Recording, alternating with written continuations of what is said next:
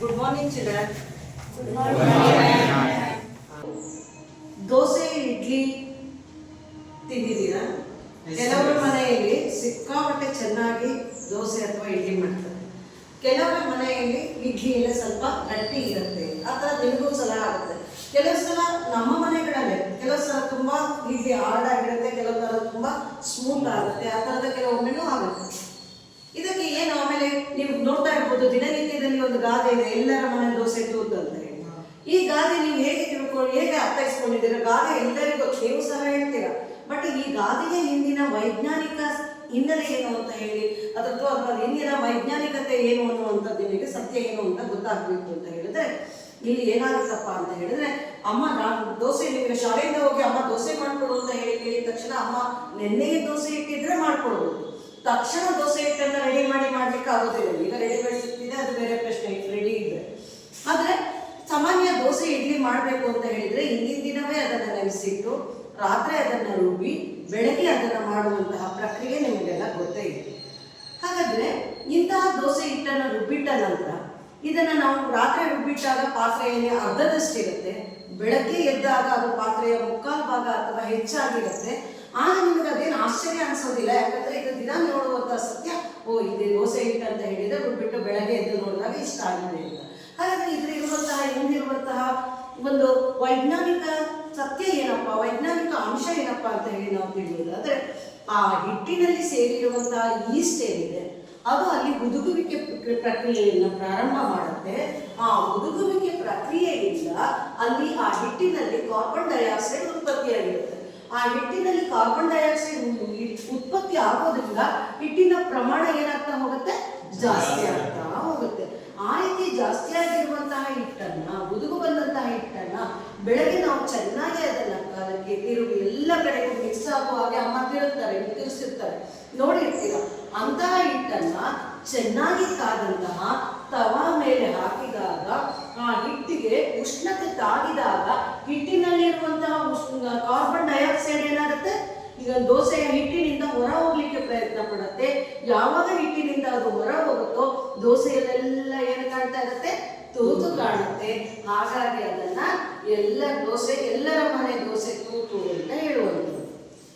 ಎಲ್ಲ ಕಡೆಗೂ ಒಂದೊಂದು ಕ್ರಿಯೆ ನಡೆಯುತ್ತೆ ಮಕ್ಕಳೇ.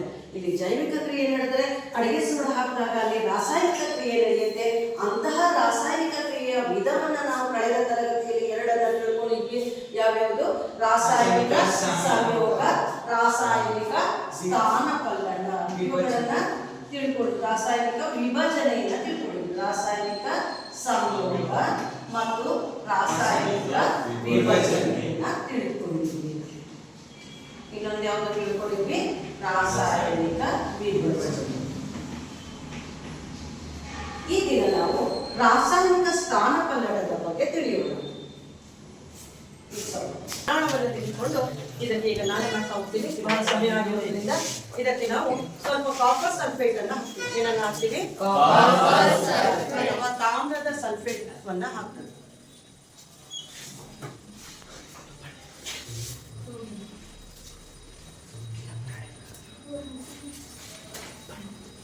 ನೀವು ಕೆಲವು ಈ ತಾಮ್ರದ ಸಲ್ಫೇಟ್ ಮೈಲು ತುತ್ತ ಆ ಥರದಲ್ಲಿ ಅಡಿಕೆ ತೋಟದಲ್ಲೆಲ್ಲ ಬಳಸ್ತಾರೆ ನೋಡಿ. ಇದು ತಾಮ್ರದ ಸಲ್ಫೇಟ್.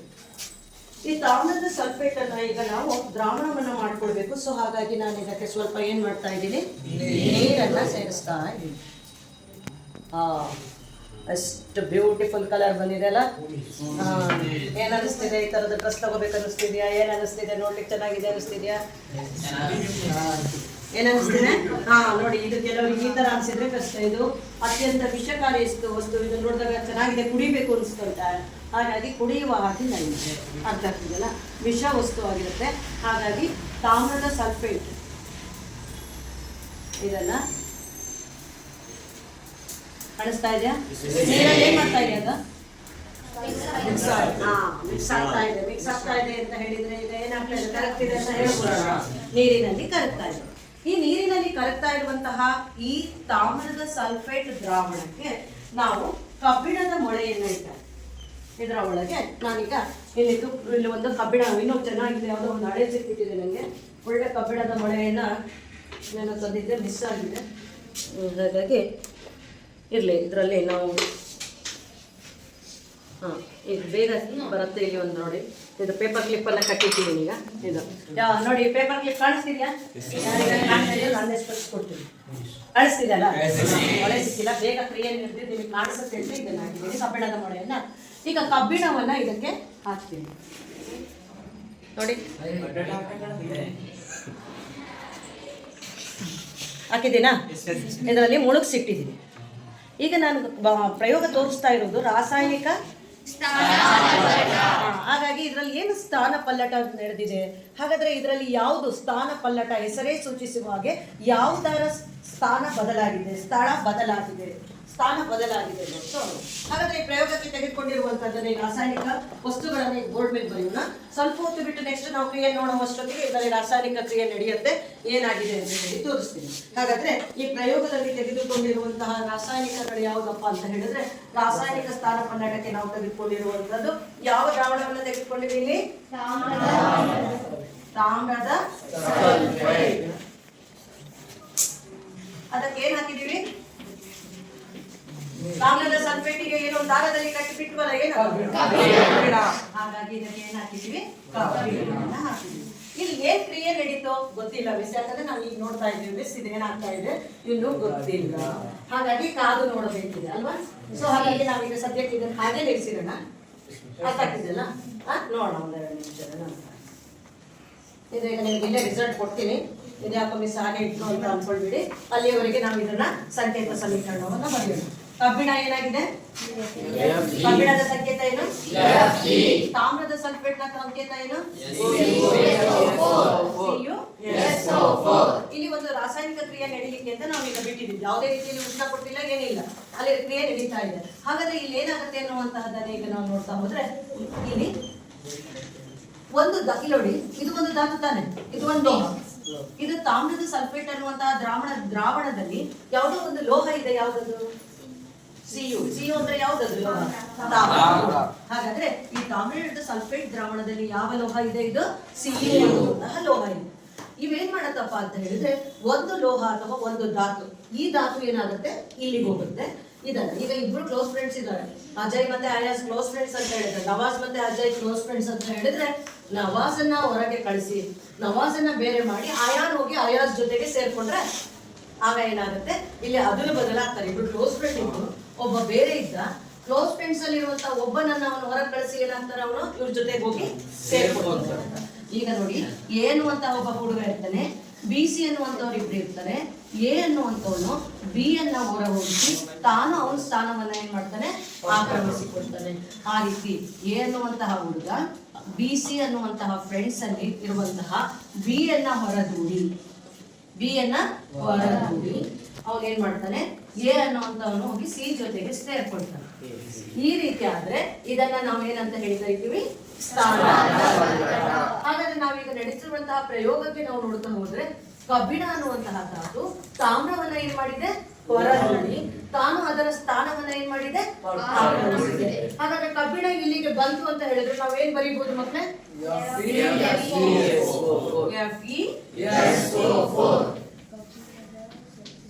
ಹಾಗಾದ್ರೆ ಇದು ಇದ್ರ ಜೊತೆಗೆ ಸೇರ್ಕೊಂತು ಅಂದ್ರೆ ಯಾರು ಸಪರೇಟ್ ಆದ್ರು? ತಾಮ್ರ, ಸಿಯು.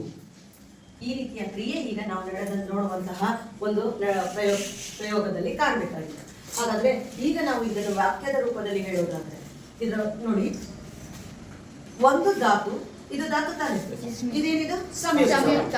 ಒಂದು ಧಾತು ಸಂಯುಕ್ತದಲ್ಲಿನ ಒಂದು ಧಾತುವನ್ನು ಹೊರತೂಡಿ ತಾನು ಅದರ ಸ್ಥಾನವನ್ನು ಆಕ್ರಮಿಸಿಕೊಂಡ್ರೆ ಅದನ್ನ ನಾವೇನಂತ ಹೇಳಿ ಕರಿತೀವಿ?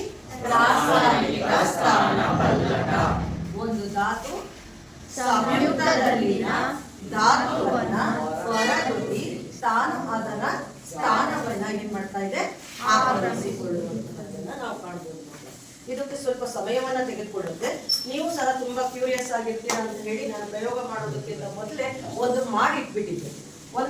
ಏನ್ ಬೇರೆ ಏನು ಮಾಡಿಲ್ಲ, ಅಲ್ಲಿ ಪೇಪರ್ ಕ್ಲಿಪ್ ಹಾಕಿದೆ. ಇಲ್ಲಿ ನಾನು ಏನ್ ಹಾಕಿದ್ದೀನಿಪ್ಪ ಅಂತ ಹೇಳಿದ್ರೆ ಗುಂಡ್ ಪಿನ್ ಹಾಕಿಟ್ಬಿಟ್ಟಿದ್ದೆ. ಮೊದಲು ತಾಮ್ರದ ಸಲ್ಫೇಟ್ ದ್ರಾವಣಕ್ಕೆ ಗುಂಡ್ ಪಿನ್ ಹಾಕಿಟ್ಟಿದ್ದೆ. ಈಗ ನಿಮ್ಮ ಈಗ ತರಗತಿಗೆ ಬಂದ ಮೇಲೆ ಹಾಕಿಟ್ಟಿದ್ದೆ. ಇದನ್ನ ನಾನೀಗ ಇಲ್ಲೇ ಸ್ಟಾಫ್ ರೂಮ್ ಅಲ್ಲಿ ಇಟ್ಟಿರ್ತೀನಿ. ಕೊನೆಗೆ ನೀವು ಮತ್ತೆ ಮಧ್ಯಾಹ್ನದ ಮೊದಲಿನ ಅವಧಿಗೆ ಬರ್ತೀನಿ. ಮತ್ತೆ ಯಾರು ಸರ್ ಇಲ್ಲ, ಸಬ್ಸ್ಟಿಟ್ಯೂಷನ್ ಪೀರಿಯಡ್ ಇದೆಯಲ್ಲ ಅವಾಗ ಬರ್ತೀನಿ. ಆಗ ನಾವು ನೋಡೋಣ ಇದರ ಮೇಲೆ ಈಗ ಏನು ಸಂಗ್ರಹ ಆಗಿರುತ್ತೆ, ತಾಮ್ರ ಆಗಿರುತ್ತೆ ಅನ್ನುವಂಥದ್ದು ಈಗ ನಿಮಗೆ ಗೊತ್ತಾಗುತ್ತೆ. ನೀವು ನೋಡಿದ್ರೆ ಇದನ್ನ ಮಧ್ಯಾಹ್ನದ ಅವಧಿಯಲ್ಲಿ ನಾವು ನೋಡ್ಬೋದು. ಮತ್ತೆ ಅದೇನು ಮಾಡಿರೋದಿಲ್ಲ. ಹಾಗೆ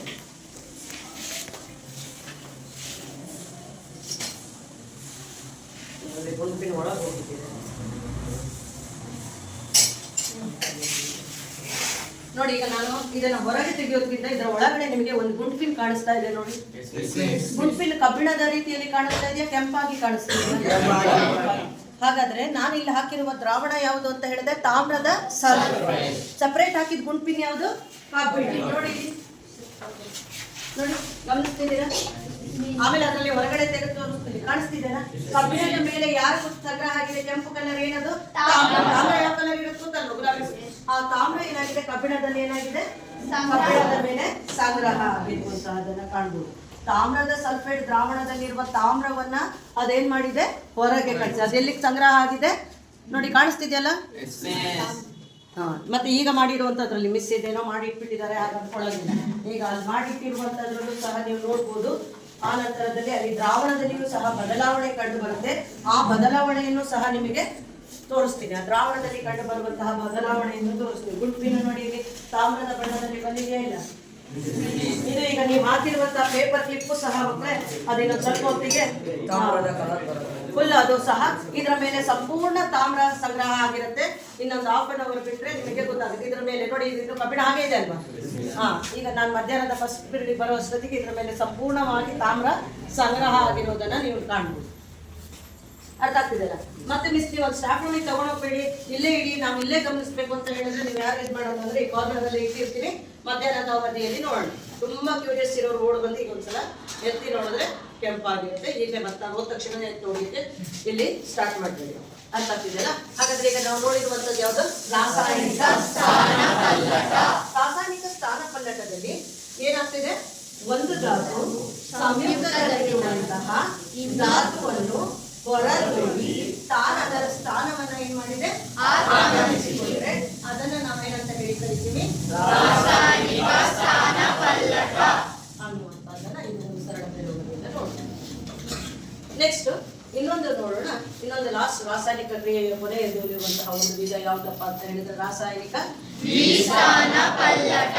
ಹಾಕೊಂಡಿದ್ದೀರಾ ಅಂತ ಅನ್ಕೊಳ್ತೀನಿ. ಈಗ ನಾವು ನೋಡೋಣ ರಾಸಾಯನಿಕ ದ್ವಿಸ್ಥಾನ ಪಲ್ಲಟ.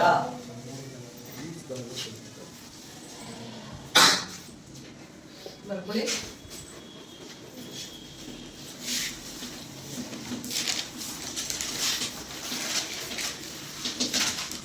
ರಾಸಾಯನಿಕ ದ್ವಿಸ್ಥಾನ ನೋಡಿ ಮಕ್ಕಳೇ, ಇಲ್ಲಿ ಎರಡು ಸಂಯುಕ್ತಗಳನ್ನ ತಂದಿದ್ದೀವಿ.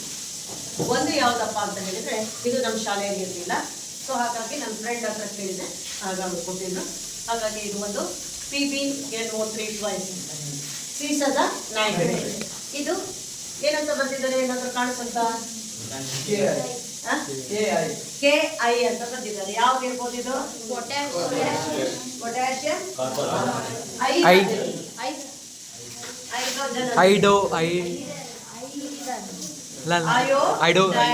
ಯಾವುದು?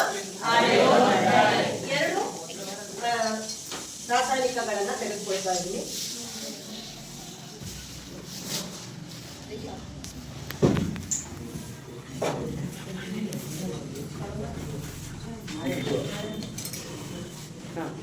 ಇದು ಒಂದೇ ಇದೆ ಸಾಕು. ಆಮೇಲೆ ಮಕ್ಕಳು ತಗೊಳ್ತೀನಿ. ನೋಡಿ ಈಗ ಇದರಲ್ಲಿ PbNO3 ಅಂತ ಇದೆ ನೋಡಿ. ಅಂದ್ರೆ ಸೀಸದ ನೈಟ್ರೇಟ್. ಸೀಸದ ನೈಟ್ರೇಟ್ ಅನ್ನ ತಗೊಳ್ತೀನಿ. ಇದರ ದ್ರಾವಣವನ್ನ ನಾವು ಮಾಡ್ಕೊಳ್ಬೇಕು. ಹಾಗಾಗಿ ದ್ರಾವಣವನ್ನ ಮಾಡಬೇಕು ಅಂದ್ರೆ ಏನ್ ಮಾಡ್ಬೇಕು ಮಕ್ಕಳೇ? ಇದಕ್ಕೆ ನೀರು ಹಾಕಿ, ನೀರಿನಲ್ಲಿ ಹಾಕಿ ಅದನ್ನ ಏನ್ ಮಾಡಬೇಕು? ಕಾರರಿಸ್ಬೇಕು. ಬರಮ್ಮ ರಂಜಿತ, ಇಟ್ಕೊಬ. ನೀರಜ್ ಬರಪ್ಪ, ನಾವು ಬರ್ತೀವಿ ಮಿಸ್, ಅವ್ರನ್ನ ಯಾಕೆ ಕರಿತೀರಾ ಅಂತಿದ್ದಾನೆ. ಬರಪ್ಪ, ಇನ್ನೊಂದು ಪ್ರಕರಣ ಇದೆ, ಬಾ ನೀರಜ್.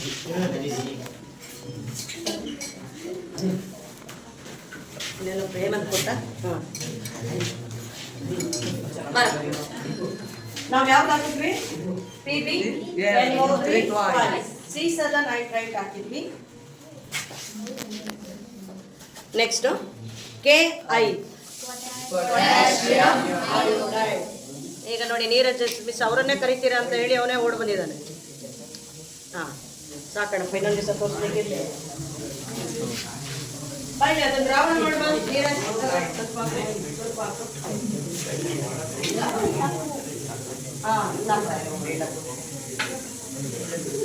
ನೀರಜ್ ಆ ಕಡೆ ತಿರುಗಬೇಕು. ಅವರಿಗೆ ನೀನು ಹಿಡಿದಿರುವ ಪ್ರಮಾಣ ಮತ್ತೆ ರಾಸಾಯನಿಕ ಕಾಣಬೇಕು. ಪೊಟ್ಯಾಷಿಯಂ ಅಯೋಡೈಡ್ ಯಾರ ಹತ್ರ ಇದೆ?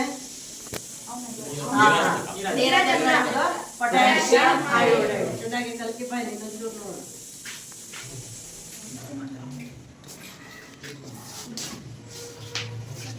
ಕರೆಕ್ಟಾ ರಚಿತಾ?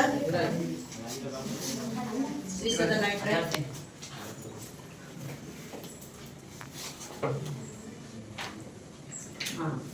ಈಗ ಇವೆರಡನ್ನ ಏನ್ ಮಾಡ್ಬೇಕು ನಾವೀಗ? ಇದನ್ನೇ ಪೊಟ್ಯಾಷಿಯಂ ನೈಟ್ರೇಟ್ ಅನ್ನೇ ಬೇರೆ ತೆಗೆದುಕೊಂಡಿದ್ದೀವಿ, ಅದರ ದ್ರಾವಣ ಮಾಡಿದ್ದೀವಿ. ಅಲ್ಲಿ ಏನ್ ಮಾಡಿದ್ದೀವಿ? ಪೊಟ್ಯಾಷಿಯಂ ನೈಟ್ರೇಟ್ ಬೇರೆ ದ್ರಾವಣ, ಅಲ್ಲಿ ಪೊಟ್ಯಾಷಿಯಂ ಅಯೋಡೈಡ್. ಈಗ ಇವೆರಡನ್ನು ಸಹ ನಾವು ಅಯೋಡೈಡ್, ಪೊಟ್ಯಾಷಿಯಂ ಅಯೋಡೈಡ್ ಇವೆರಡನ್ನು ಈಗ ನಾವು ಮಿಶ್ರಣ ಮಾಡೋಣ. ಏನಾಗುತ್ತೆ ನೋಡಿ.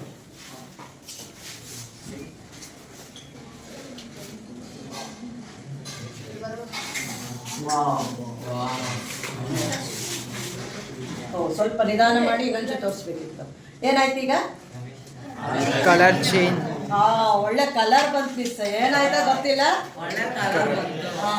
ಆಮೇಲೆ ಕಲರ್ ಬಂದಿರೋದ್ರ ಜೊತೆಗೆ ಇದು ಸಂಪೂರ್ಣ ನೀರಿನಲ್ಲಿ ಕರಗಿದೆಯಾ? ಹಾಗೆ ಇದೆಯಾ?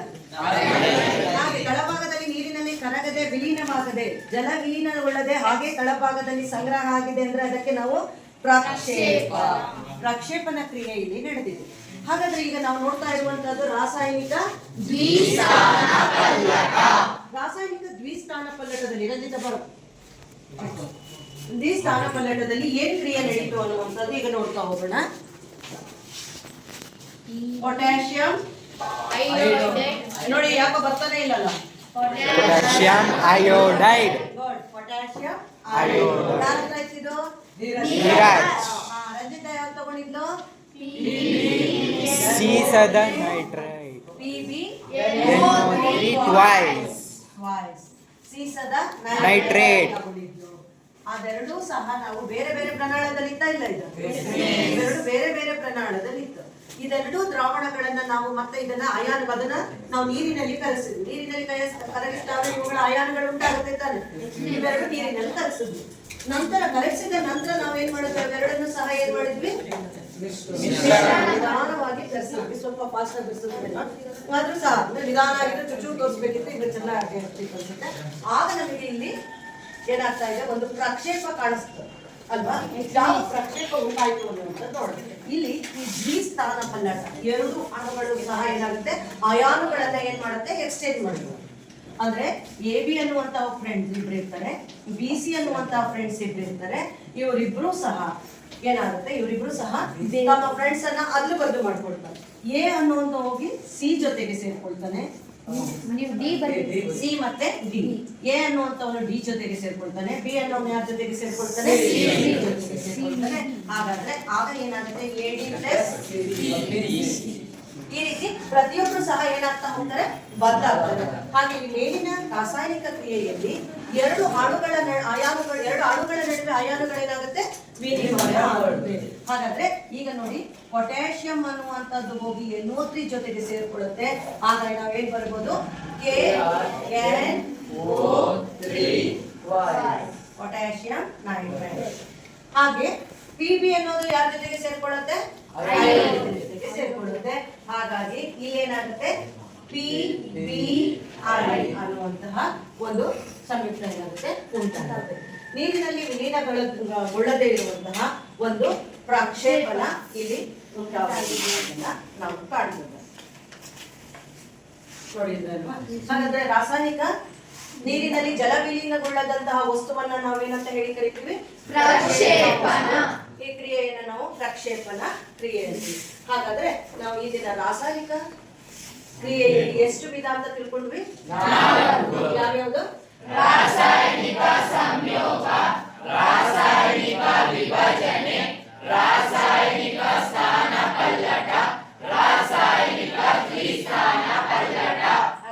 ರಾಸಾಯನಿಕ ಸಂಯೋಗ ಅಂದ್ರೆ ಏನು, ಯಾರು ಹೇಳ್ತೀರಾ? ರಾಸಾಯನಿಕ ಸಂಯೋಗ ನೋಡಿ, ಯಾರ್ಯಾರ ಕೈಗೆ ಎತ್ತುತ್ತಿದ್ದೀರ? ರಾಸಾಯನಿಕ ಸಂಯೋಗ ಯಾಕೆ ಈ ಕಡೆ ರವಿಯುಲ್ಲಾ, ಲುಕ್ಮನ್ ಹೇಳಿ, ಯಾರು ಹೇಳ್ತೀರಾ ಹೇಳಿ. ಅಮೂಲ್ಯ ಹೇಳಮ್ಮ. ಎರಡು ಅಥವಾ ಹೆಚ್ಚು ಪ್ರತಿವರ್ತಕಗಳು ಸೇರಿ ಒಂದೇ ಉತ್ಪನ್ನ ಉಂಟು ಮಾಡುತ್ತದೆ, ಅದನ್ನು ರಾಸಾಯನಿಕ ಸಂಯೋಗ ಎನ್ನುತ್ತಾರೆ. Very good, very good. ಒಂದು ಉದಾಹರಣೆ ಯಾರು ಹೇಳ್ತೀರಾ ರಾಸಾಯನಿಕ ಸಂಯೋಗಕ್ಕೆ? ಹೇಳಮ್ಮ. ಉಮ್ರಾನೆ ಹೇಳ. 2mg plus 1 aroma mg ಓ 2 ಯಾರು ಅದನ್ನ ಸರಿ ಮಾಡಿ ಹೇಳ್ತೀರಾ? ಹೇಳ್ತಾ ಇದ್ದಾಳೆ, ಯಾರು ಸರಿ ಮಾಡಿ ಹೇಳ್ತೀರಾ? ಹೇಳಿ. ಹೇಳಪ್ಪ Akash. 2mg plus O2 arrow mark 2mgO. Very good. ಸಿನಾ ಯಾವ ಪ್ರಯೋಗ ಮಾಡಿದ್ವಿ ಇದು? ರಾಸಾಯನಿಕ ಸಂಯೋಗಕ್ಕೆ ಯಾವ ಸಂಯೋಗ ಪ್ರಯೋಗ ಮಾಡಿದ್ದ? ಯಾವ ಗಾಳಿಯಲ್ಲಿ ಉಳಿಸಿರುವಂತೆ. ಸಿನಾ ರಾಸಾಯನಿಕ ಸ್ಥಾನ ಪಲ್ಲಟಕ್ಕೆ, ರಾಸಾಯನಿಕ ಸ್ಥಾನ ಪಲ್ಲಟ ಅಂದ್ರೆ ಏನು? ರಾಸಾಯನಿಕ ಸ್ಥಾನ ಪಲ್ಲಟ ಹೇಳಪ್ಪ ಸಂಜಯ್. ಒಂದು ಧಾತುವು ಸಂಯುಕ್ತದಲ್ಲಿನ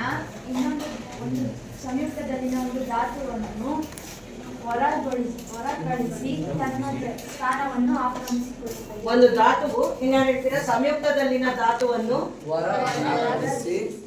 ಒಂದು ಧಾತುವು ಸಂಯುಕ್ತದಲ್ಲಿನ ಧಾತುವನ್ನು ಅಥವಾ ಒಂದು ಸಂಯುಕ್ತದಲ್ಲಿನ ಧಾತುವನ್ನು ಅದೇ ಪದ ಇದೆಯಲ್ಲ ಸ್ಥಾನ ಪಲ್ಲಟಗೊಳಿಸಿ ತಾನು ಅದರ ಸ್ಥಾನವನ್ನ ಆಕ್ರಮಿಸಿಕೊಂಡ್ರೆ ಅದನ್ನ ನಾವೇನಂತ ಹೇಳಿ ಕರೀತೀವಿ? ರಾಸಾಯನಿಕ ಸ್ಥಾನ ಪಲ್ಲಟ. ಕಾಪರ್ ಸಲ್ಫೇಟ್ ಸ್ವಲ್ಪ ಕಡಿಮೆ ಹಾಕಿದೆ, ಸೊ ಹಾಗಾಗಿ ಟೈಮ್ ಜಾಸ್ತಿ ತಗೊಳ್ತಾ ಇದೆ. ತಾಮ್ರ ಕಬ್ಬಿಣದ ಮೇಲೆ ಬಂದು ಸಂಗ್ರಹ ಆಗಿ ಆ ಕಬ್ಬಿಣದ ಪೇಪರ್ ಕ್ಲಿಪ್ ಯಾವ ಕಲರ್ ಬರಬೇಕು?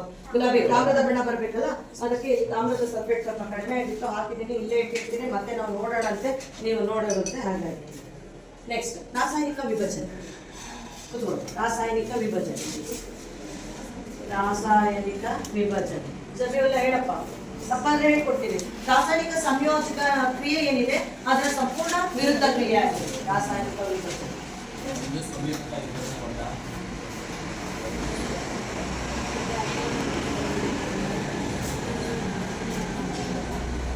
ಯಾರು ಹೇಳ್ತೀರಾ? ಯಾಕೋಕನ್ ಪ್ರಜ್ವಲ್, ಧನುಷ್.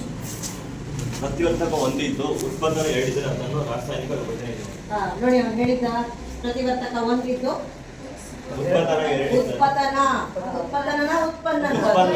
ಉತ್ಪನ್ನ ಅಂದ್ರೆ ಯಾವುದು? 9ನೇ ಕ್ಲಾಸ್ ಅಲ್ಲಿ ವೆರಿ ಗುಡ್ ಸಂಜಯ್. ಹಾಗಾಗಿ ಇಲ್ಲಿ ಉತ್ಪನ್ನ ಅಂದ್ರೆ ಒಂದು ಪ್ರತಿವರ್ತಕವು 2 ಅಥವಾ 2ಕ್ಕಿಂತ ಹೆಚ್ಚು ಉತ್ಪನ್ನಗಳಾಗಿ ವಿಭಜನೆ ಆದ್ರೆ ನಾವು ಅದನ್ನ ಏನಂತ ಹೇಳಿ ಕರಿತೀವಿ? ರಾಸಾಯನಿಕ ವಿಭಜನೆ.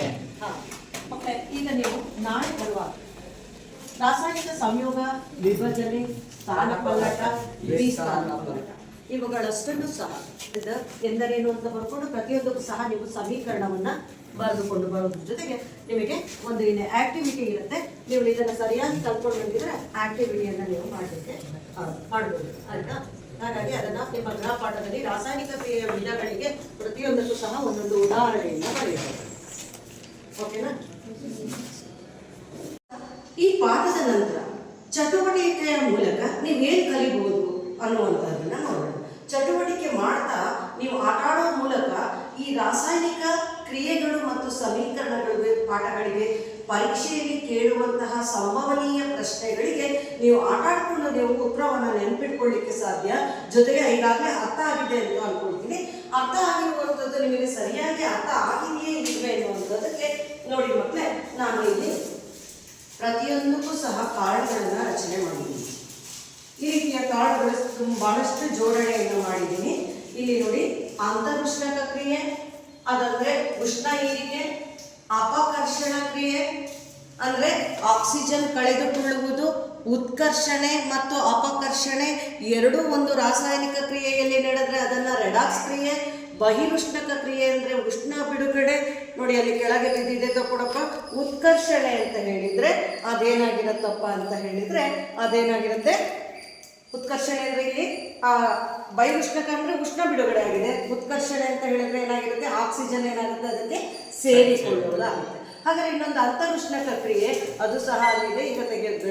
ಮತ್ತು ಅಂತರುಷ್ಣಕ ಕ್ರಿಯೆ ಅಂತ ಹೇಳಿದರೆ ಉಷ್ಣ ಏರಿಕೆ ಆಗುವುದನ್ನು ನಾವು ನೋಡ್ತಾ ಹೋಗ್ತೀವಿ. ಈ ಕಾರ್ಡನ್ನು ನಾನು ಮಾಡಿದ್ದೀನಿ. ಇದನ್ನೆಲ್ಲ ನಾನು ಪ್ರತಿ ಗುಂಪು ಏನು ಮಾಡಿದ್ದೀನಿ ಮಕ್ಕಳೇ, ಆ ಗುಂಪಿಗೆ ಬರೀ ಈ ಶೀಟನ್ನು ಕೊಡ್ತೀನಿ. ಇದರಲ್ಲಿರುವ ಕಾರ್ಡನ್ನೆಲ್ಲ ಪ್ರತ್ಯೇಕ ಮಾಡ್ತೀನಿ. ನೀವು ಸರಿಯಾಗಿ ಪ್ರಶ್ನೆ ಮತ್ತು ಉತ್ತರ ಸರಿ ಹೊಂದುವಂತಹ ರೀತಿಯಲ್ಲಿ ನೀವು ಜೋಡಿಸ್ಬೇಕು. ಪಾಠ ಅರ್ಥ ಆಗಿರಬೇಕು. ಪ್ರತಿ ಗುಂಪಿಗೂ ಈ ರೀತಿಯ ಇದನ್ನು ಕೊಡ್ತೀನಿ. ನೆಕ್ಸ್ಟ್ ನೋಡಿ, ಈಗ ಇನ್ನೊಂದಿದೆ. ಇಲ್ಲಿ ಯಾವುದಪ್ಪ ಅಂತ ಹೇಳಿದ್ರೆ ನೋಡಿ, ಇಲ್ಲಿ ರಾಸಾಯನಿಕ ವಿಭಜನೆ. ರಾಸಾಯನಿಕ ವಿಭಜನೆಗೆ ಸಂಬಂಧಿಸಿದಾಗೆ ಪರೀಕ್ಷೆಯಲ್ಲಿ ನಿಮಗೆ ಒಂದು ಕ್ವಶನ್ ಇದ್ದೇ ಇರುತ್ತೆ ಮಕ್ಕಳೇ. ಒಂದು ವೋಲ್ಟಾಮೀಟರ್ನ ಚಿತ್ರ ಇರುತ್ತೆ, ಇಲ್ಲ ಅಂದರೆ ಉಷ್ಣ ವಿದ್ಯುತ್ ದ್ಯುತಿ ವಿಭಜನೆ. ಈ ಮೂರು ವಿಭಜನೆಗೆ ಸಂಬಂಧಿಸಿದ ಹಾಗೆ ಒಂದು ಪ್ರಶ್ನೆ ಇರುತ್ತೆ. ಹಾಗಾಗಿ ನೀವು ಈ ಕಾರ್ಡ್ಗಳನ್ನು ಮತ್ತು ಉದಾಹರಣೆಯನ್ನು ಜೋಡಿಸುವ ಮೂಲಕ ಸಮೀಕರಣವನ್ನು ಅರ್ಥೈಸಿಕೊಂಡು ಮತ್ತು ಕ್ರಿಯೆಯನ್ನು ಸಹ ಅರ್ಥೈಸ್ಕೊಳ್ಳಿಕ್ಕೆ ಸಾಧ್ಯ ಆಗ್ತಾ ಹೋಗುತ್ತೆ ಅನ್ನುವಂಥದ್ದು. ಮತ್ತು ಇಲ್ಲಿ ರಾಸಾಯನಿಕ ಕ್ರಿಯೆಯ ವಿಧಗಳು. ಜಸ್ಟ್ ಪಾಸ್ ಆಗುವಂತಹ ಮಕ್ಕಳೇನಿದ್ದೀರಾ ನೋಡಿ ಮಕ್ಕಳೇ, ನೀವು ಇದೊಂದೇ ಶೀಟನ್ನು ನೀವು ಜೋಡಿಸಿದ್ರು ನಿಮಗೆ ಪರೀಕ್ಷೆಗೆ ಬರುವಂತಹ ಅಂಕಗಳು ಸಾಕು ಈ ಪಾಠದಲ್ಲಿ. ಜೊತೆಗೆ ಅದು ಒಂದು ಚಿತ್ರ, ನೀರಿನ ವೋಲ್ಟಾಮೀಟರ್, ನೀರಿನ ವಿದ್ಯುತ್ ವಿಭಜನೆಯ ಚಿತ್ರವನ್ನು ಒಂದು ನೀವು ಕಲಿತ್ರೆ ಸಾಕು. ಅರ್ಥ ಆಗ್ತಿದೆಯಲ್ಲ? ಇದಲ್ಲದೆ ನೋಡಿ ಇನ್ನೂ ಒಂದು ಕಾರ್ಡ್ ಮಾಡಿದ್ದೀನಿ. ಇದನ್ನು ನಿಮ್ಮಂತ ಆಕ್ಟಿವಿಟಿ ಮಾಡಿಸ್ತೀನಿ ಮಕ್ಕಳೇ. ನೋಡಿ ಇಲ್ಲಿ ನಾನು ಕೊಟ್ಟಿದ್ದೀನಿ, ಇದೊಂದು ಚೂರು ಓಪನ್ ಮಾಡಿ. ಇದನ್ನು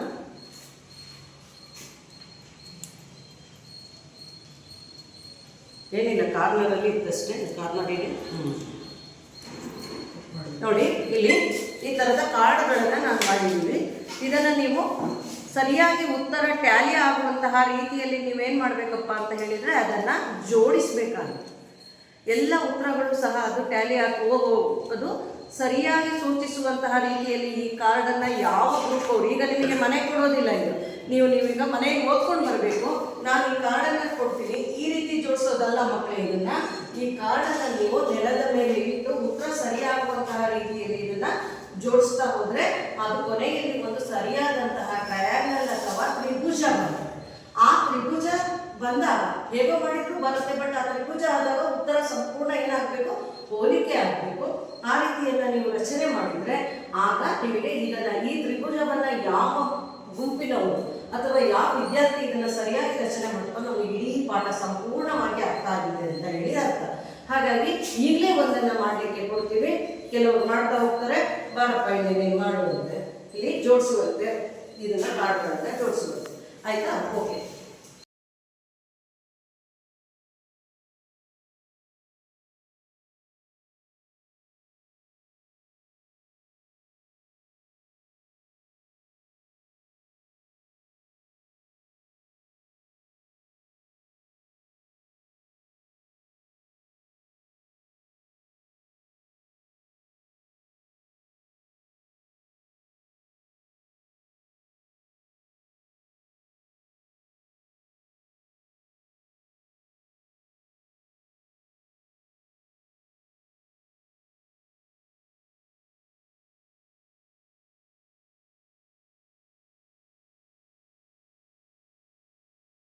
ಜೋಡಿಸ್ತಾ ಇದ್ದೀರಾ?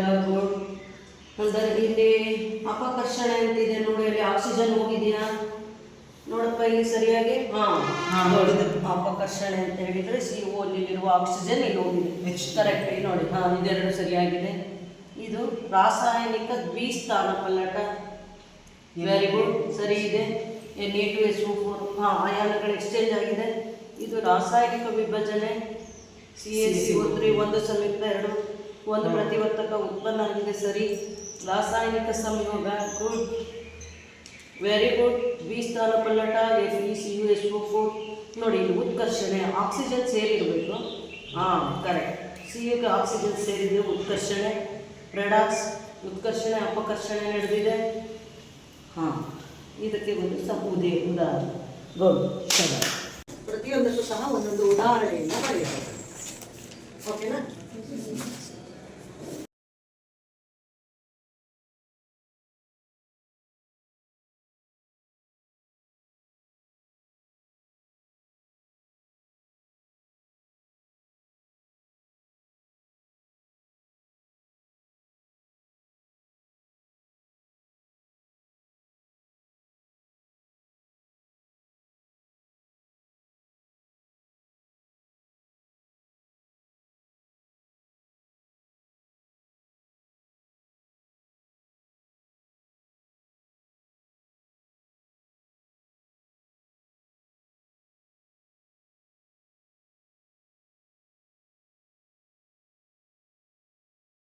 ಜೋಡಿಸ್ತಾ ಇದ್ದೀರಾ ಗುಡ್. ಅಂದರೆ ಇಲ್ಲಿ ಅಪಕರ್ಷಣೆ ಅಂತಿದೆ ನೋಡಿ, ಅಲ್ಲಿ ಆಕ್ಸಿಜನ್ ಹೋಗಿದೆಯಾ ನೋಡಪ್ಪ ಇಲ್ಲಿ ಸರಿಯಾಗಿ. ನೋಡಿ ಅಪಕರ್ಷಣೆ ಅಂತ ಹೇಳಿದರೆ CO ಅಲ್ಲಿರುವ ಆಕ್ಸಿಜನ್ ಇಲ್ಲಿ ಹೋಗಿದೆ. ಕರೆಕ್ಟ್ ನೋಡಿ, ಇದೆರಡು ಸರಿಯಾಗಿದೆ. ಇದು ರಾಸಾಯನಿಕ ದ್ವಿಸ್ಥಾನ ಪಲ್ಲಟ. ವೆರಿ ಗುಡ್, ಸರಿ ಇದೆ. Na2SO4 ಅಯಾನುಗಳು ಎಕ್ಸ್ಚೇಂಜ್ ಆಗಿದೆ. ಇದು ರಾಸಾಯನಿಕ ವಿಭಜನೆ. CaCO3 ಒಂದು ಸಂಯುಕ್ತ ಎರಡು ಒಂದು ಪ್ರತಿವರ್ತಕ ಉತ್ಪನ್ನ ಆಗಿದೆ. ಸರಿ. ರಾಸಾಯನಿಕ ಸಂಯೋಗ. Good, very good. ದ್ವಿಸ್ಥಾನ ಪಲ್ಲಟ FeCuSO4 ನೋಡಿ, ಇಲ್ಲಿ ಉತ್ಕರ್ಷಣೆ ಆಕ್ಸಿಜನ್ ಸೇರಿರಬೇಕು. ಕರೆಕ್ಟ್. CUಗೆ ಆಕ್ಸಿಜನ್ ಸೇರಿದೆ, ಉತ್ಕರ್ಷಣೆ. ರೆಡಾಕ್ಸ್ ಉತ್ಕರ್ಷಣೆ ಅಪಕರ್ಷಣೆ ನಡೆದಿದೆ. ಇದಕ್ಕೆ ಒಂದು ಉದಾಹರಣೆ. ಗುಡ್, ಸರಿ.